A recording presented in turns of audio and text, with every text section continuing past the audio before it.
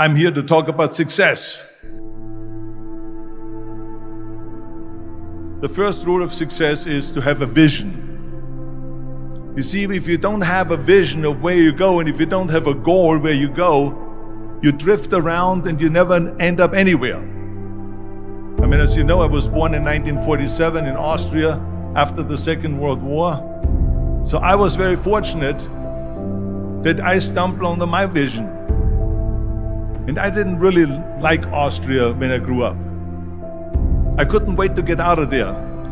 I couldn't see myself becoming a farmer or a worker in a factory or anything like that. Even though my parents wanted me to stay there and have a normal life. But that was their vision, not mine. My vision was totally different. I felt that I was born for something special, for something unique, for something big. Then one day I went to school. I remember I was 11 years old, and they showed a documentary about America. And there they showed in this documentary the huge skyscrapers, the high-rises, the huge bridges, the 6-lane freeways, and all of this stuff. And I said to myself, that's where I want to be. I don't want to be around here with these little farmhouses and these little buildings. I want to be in America. One day after school, I walked by a store in Graz. So I went inside and I looked around, and then I saw a magazine. I saw a bodybuilding magazine that had Reg Park on the cover. Reg Park was then a 3-time Mr. Universe. And I saw him on the big screen as Hercules. I read that and I said to myself, wow, this is the blueprint for my life. This is exactly what I want to do. I want to become a bodybuilding champion just like Reg Park. I want to get into movies just like Reg Park. And I want to make millions of dollars and be rich and famous just like Reg Park. Do you know how great it felt that I knew where I was going? Imagine the majority of people don't know where they're going. I knew where I was going, that I'm going to become this bodybuilding champion just like him. So it was just a question of how do you do it? I was so relieved, because when you have a goal, when you have a vision, everything becomes easy. So people always ask me, when they saw me in the gym in the pumping iron days, they say, why is it that you're working out so hard? 5 hours a day, 6 hours a day, and you have always a smile on your face. And I told people all the time, I said, because to me, I'm shooting for a goal. In front of me is the Mr. Universe title. So every rep that I do gets me closer to accomplishing that goal, to make this goal, this vision turn into reality. Every single set that I do, every repetition, every weight that I lift will get me a step closer to turn this goal into reality. So I couldn't wait to do another 500-pound squat. I couldn't wait to do another 500-pound bench press. I couldn't wait to do another 2,000 reps of sit-ups. I couldn't wait for the next exercise. At the age of 20, I went to London and I won the Mr. Universe contest as the youngest Mr. Universe ever. And it was because I had a goal. So let me tell you something, visualizing your goal and going after it makes it fun. You've got to have a purpose no matter what you do in life. You've got to have a purpose. 74% hate their job in America. Now, this is not much different when you come to Europe. The majority of people don't like what they're doing, because they're really not doing it because they didn't have a goal and they followed this goal. They just aimlessly drift around, and then all of a sudden there's a job opening, so they get that job because you have to work. But then when you work, it's a chore. It's work. It's not fun. So if you think about, only a quarter of the people really enjoy what they're doing in life.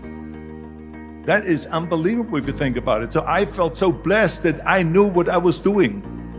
It's like a medical student that studies and knows he wants to become a doctor. You know where to go. And the same thing is also in politics. I remember that in politics, I had a very clear vision that I will be the leader of California. That's as far as I could go because I was not born in America, so I could not run for president. So being the governor of the fifth largest state,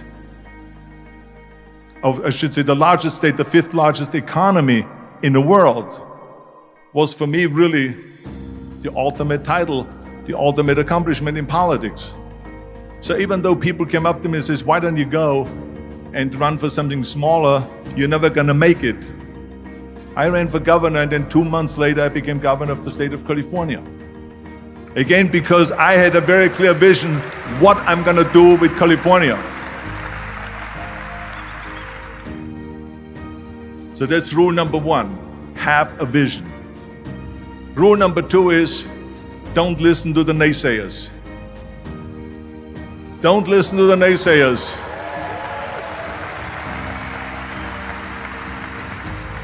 Everything I ever did, the thing that I heard out of people's mouth was, that's impossible. That can't be done. Or no. That is exactly what I heard, and of course I proved to the people that it can't be done. So whenever someone said to me, it can't be done, I heard, it can be done. When they said no, I heard yes. And when they said it's impossible, I heard, it is possible. I'm a strong believer of what Nelson Mandela said, that everything is always impossible until someone does it. Well, I'm gonna be the one, I said to myself, I'm gonna do it and I'm gonna show it to them. Maybe it has never been done before. That's perfectly fine with me. But I'm gonna do it. And I did not listen to the naysayers. It's all about the hard work that you put in. I said to myself, in bodybuilding I worked out 5-6 hours a day. I'm gonna do the same thing now for acting. And of course I went to college to study English.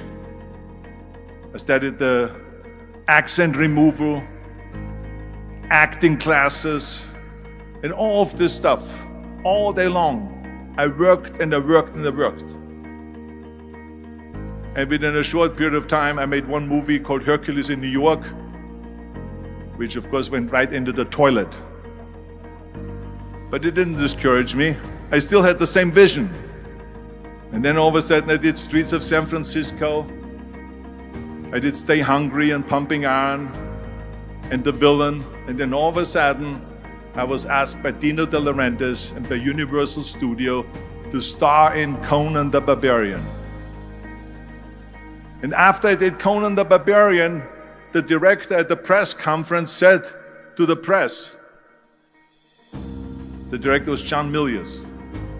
He said to the press, if we wouldn't have had Arnold, we would have had to build one. So think about that. The very body that they said can never be sold because the time is wrong. A few years later, I'm doing Conan the Barbarian, and it was the #1 hit at the box office when it came out in the summer of '82. Think about that. And the director says, if we wouldn't have had his body, we would have had to build one. So all of a sudden, my body became an asset, not a liability. And the same thing was with Terminator. After we were finished filming Terminator, Jim Cameron said to the press, if Arnold wouldn't have had that accent and talked like a machine, I think the movie wouldn't have worked. So think about that. The body and the accent that they attacked was an asset. But I didn't listen to those losers. I didn't listen to them at all. It's just the reality of it is that you cannot listen to the naysayers. So this is a very important lesson for all of you. So when someone says, no, this is a stupid idea, you in your mind, you don't have to say it, but in your mind just say to yourself, you're an asshole. What do you know?